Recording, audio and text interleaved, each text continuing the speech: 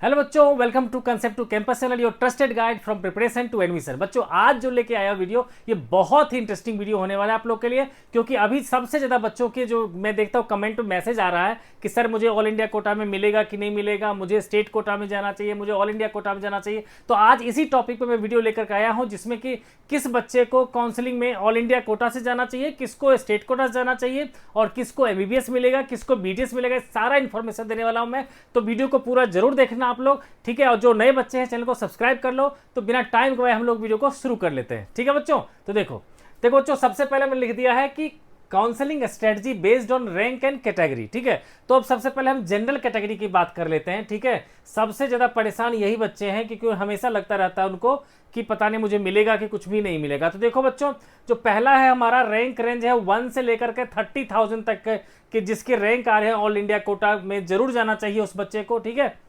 तो ठीक है बच्चों, ये क्लियर हो गया ना कि ऑल इंडिया रैंक जिसका 1 से 30,000 है जनरल कैटेगरी के या यूआर कैटेगरी के, उन बच्चों को ऑल इंडिया कोटा काउंसलिंग में जरूर जाना चाहिए और मुझे उम्मीद है कि उनको एमबीबीएस भी मिल जाएगी, ठीक है बच्चों। अब देखो क्या है, यह है remark top colleges possible in both, है ना।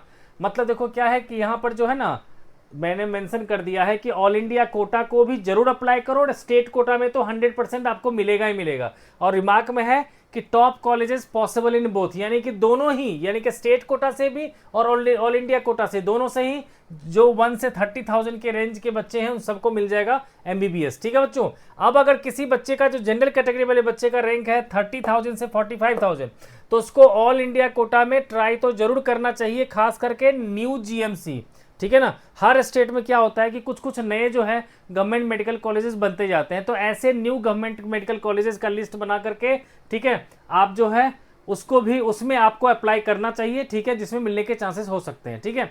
और स्टेट कोटा तो स्ट्रांगली रिकमेंडेड है। स्ट्रांगली रिकमेंडेड का मतलब है कि आपको इसमें हो ना हो एमबीबीएस ना मिले, लेकिन इसमें आपको 100% चांस है कि एमबीबीएस आपको मिल ही जाएगा, ठीक है। क्योंकि इसमें जो मिलते हैं जनरली वो मिड टीयर जीएमसी, ठीक है। तो ये सारे के सारे हो गए बच्चों कंडीशन कब, जब 30 से 45,000। लेकिन अगर जनरल कैटेगरी के बच्चों जिसका रैंक अगर 45,000 से 80,000 के बीच में है, ठीक है, तब उनके लिए जो है ऑल इंडिया कोटा जो है वो थोड़ा सा टफ हो जाएगा, ठीक है।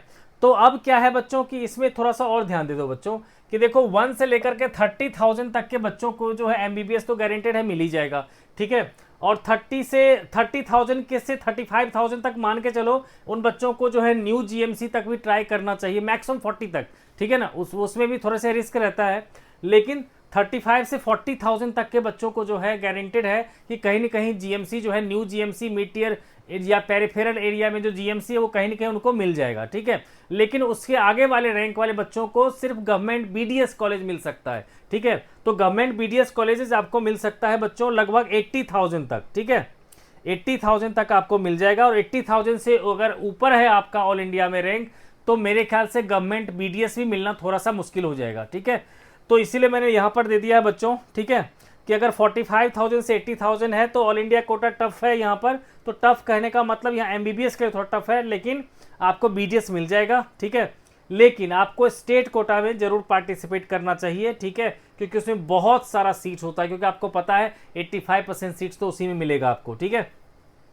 अब देखो यहाँ पर जो है कि कह दिया यहाँ पर कि ऑल इंडिया कोटा जो है ऑलमोस्ट जो है आउट ऑफ रीच हो जाता है आपका लगभग, ठीक है। अब अगर 80,000 से ऊपर है, अगर आपका ऑल इंडिया रैंक अगर 80,000 से ऊपर है, तो बेटर यही है कि या तो आप अगर ऑल इंडिया कोटा से जाना चाहते हो तो आप जाओ किसी न किसी जो डीम्ड यूनिवर्सिटी है उसमें चले जाओ। अगर डीम्ड यूनिवर्सिटी में जाने का मतलब है, मान के चलो लगभग 5.5 ईयर में आपको लगभग 1 CR तो आपको खर्चा होगा ही होगा, ठीक है।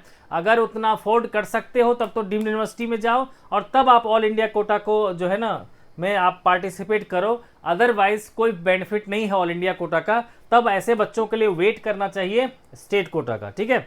तो सारा का सारा फोकस कहाँ होना चाहिए, आपका स्टेट कोटा में, ठीक है। क्योंकि ऐसे रैंक वाले बच्चों को जो है सिर्फ प्राइवेट कॉलेजेस वो भी स्टेट कोटा में मिल जाएगा, ठीक है बच्चों। अब बात कर लेते हैं बच्चों नेक्स्ट ओबीसी ईडब्ल्यूएस की। अब बच्चों हम लोग बात कर लेते हैं ओबीसी के बच्चों के लिए तो देखो बच्चों, ओबीसी में जिस बच्चे का अगर रैंक 40,000 है, उस बच्चे को तो स्ट्रांगली मैं रिकमेंड करूंगा कि ऑल इंडिया कोटा जो है ज्वाइन करो ही करो आप लोग। इसमें तो आपको मिलेंगे ही, अच्छे अच्छे कॉलेज आपको मिल जाएंगे, ठीक है। इसके अलावा स्टेट कोटा में भी जब इसमें मिल रहा है तो उसमें भी मिल ही जाएगा आपको, स्टेट कोटा से भी आपको मिल जाएगा, ठीक है। तो आपको जो है इसमें दोनों ही जगह पर good chances in all India quota and state quota, दोनों में ही आपको जो है गवर्नमेंट कॉलेजेस मिलने के बहुत ज़्यादा चांसेस हैं।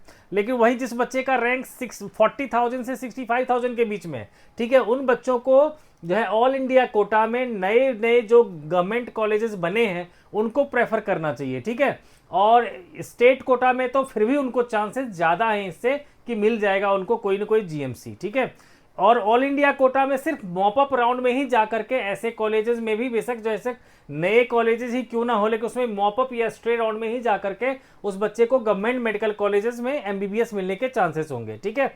इसके अलावा देखो बच्चों, अगर 65,000 से ऊपर रैंक है तो भूल जाओ एमबीबीएस को, ठीक है। तब खास करके जो है आपके लिए जो है ये जितने भी आप ऑल इंडिया कोटा से तो मिलेगा नहीं एमबीबीएस, फिर आपके पास बीडीएस का ऑप्शन रहेगा, ठीक है। फिर आपका फोकस होना चाहिए सिर्फ स्टेट कोटा पे होना चाहिए, ठीक है। उसमें भी जो पेरिफेरल जीएमसी होगा वही पॉसिबल है, जो ऐसे जीएमसी जो किसी रूरल एरियाज में बने हुए हैं, ठीक है ना, तो उन सब जगहों पर आपके कुछ चांसेस बन सकते हैं, तो बन सकते हैं, ठीक है बच्चों।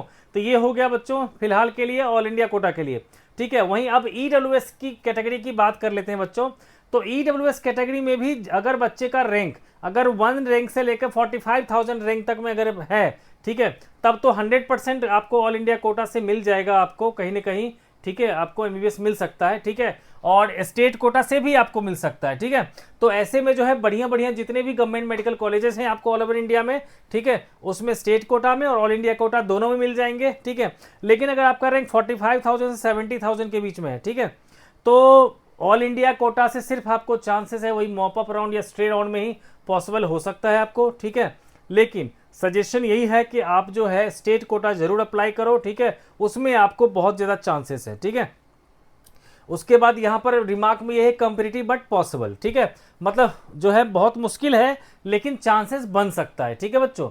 उसके बाद अगर 70,000 से ज़्यादा अगर रैंक है, ठीक है, तो अब तो और जो है ना आप अवॉइड कर दो ऑल इंडिया कोटा को। हाँ, अगर बीडीएस चाहिए या कोई डीम्ड यूनिवर्सिटी में चाहिए, ठीक है, तब तो बच्चों आप इसमें जा सकते हो एआईक्यू में, अदरवाइज आप स्टेट कोटा पर डिपेंडेंट रहो, ठीक है। और स्टेट कोटा में आपको मिल सकता है, लेकिन यहाँ भी है प्राइवेट मेडिकल कॉलेजेस मिलने के चांसेस बहुत ज़्यादा है। देखो जो प्राइवेट मेडिकल कॉलेज और डीम्ड में इंफ्रास्ट्रक्चर बढ़िया होता है, तो लेकिन उसकी फीस जो है प्राइवेट से ज़्यादा होती है, ठीक है। तो अगर प्राइवेट में अगर जाना चाहते हो, अगर आप थोड़ा सा अफोर्ड कर सकते हो तो डीम्ड को प्रेफर करो, क्योंकि बहुत सारे प्राइवेट कॉलेज जो है स्टेट वाले जो होते हैं उनकी इंफ्रास्ट्रक्चर थोड़ी सी जो है कंप्रोमाइज्ड होती है, ठीक है। तो चलो बच्चों अब बात कर लेते हैं बाकी एससी एसटी जो कैटेगरी के बच्चे हैं उनके लिए, देख लेते हैं क्या क्या ऑप्शंस हैं। तो बच्चों अब हम बात कर लेते हैं एसटी कैटेगरी के बच्चों के लिए। तो देखो एसटी कैटेगरी के बच्चों के लिए जिसका रैंक अगर 1 लाख से लेकर 1,80,000 तक है, तो सीधी सी बात है उन्हें जरूर अप्लाई करना चाहिए। उनको कहीं ना कहीं कोई ना कोई गवर्नमेंट कॉलेज मिल जाएगा, क्योंकि लास्ट राउंड तक भी कुछ न कुछ जो सीट जो है वो वैकेंट रह जाता है, ठीक है। और स्टेट कोटा में तो उनको चांसेस है ही, ठीक है। अब बात कर लेते हैं अगर रैंक 1,80,000 से 2,30,000 तक है, ठीक है, तब भी उन बच्चों को ऑल इंडिया कोटा के मॉपअप राउंड तक कुछ न कुछ चांसेस बन सकता है। और इसमें जो है स्टेट कोटा में तो बहुत ज़्यादा चांसेस है, ठीक है। तो इसमें जाकर के जो है खास करके जो लोअर कट ऑफ वाले जो कॉलेजेस होते हैं, जो पेरिफेरल जो होते हैं या फिर न्यू जीएमसी होते हैं, उन सब में भी उन बच्चों का हो सकता है अगर रैंक जो है ये 230 तक भी है, 2,30,000 तक है, ठीक है। तो ये रहे बच्चों सारे के सारे कैटेगरी वाले बच्चों को। तो इससे हिसाब से आपको ये आइडिया लग जाएगा कि हाँ मुझे जो है ऑल इंडिया कोटा में जाना है, ऑल इंडिया कोटा में नहीं जाना है, ठीक है, मतलब एआईक्यू की काउंसलिंग को अटेंड करनी है नहीं करनी है, ठीक है। अब नेक्स्ट वीडियो में लेके आने वाला हूं बच्चों, जिसमें बताऊंगा मैं कि जिस बच्चे का रैंक अगर मान लो उन्हें लगता है कि मुझे जो है एमबीबीएस नहीं मिलेगा, और लेकिन मैं नेक्स्ट ईयर चाहता हूं कि मैं एमबीबीएस मुझे मिले, इसके लिए थोड़ा सा मेहनत करके पढ़ना चाहता हूं, तो मुझे ऐसे बीएमएस कॉलेजेस की लिस्ट बता दो, ऐसे बता दो कॉलेजेस, ऐसे स्टेट जहां पर कि मैं बीएमएस की पढ़ाई 1 साल कर लूं, ठीक है, और उसी में रह करके मैं जो है एमबीबीएस की तैयारी फिर से करूं, ठीक है, और नेक्स्ट ईयर वापस एमबीबीएस आ जाऊं। यानी कि बिना बॉन्ड वाला जो भी स्टेट्स है ना, तो उन सब की लिस्ट लेकर के मैं नेक्स्ट वीडियो में लेके आऊंगा आपको, ठीक है। तो मेरे चैनल को बच्चों सब्सक्राइब कर लो और वीडियो को एक बार लाइक जरूर कर लो, ठीक है। आप हमें ज्वाइन भी कर सकते हो, ठीक है। मिलते हैं आपसे नेक्स्ट वीडियो में। Thanks for watching.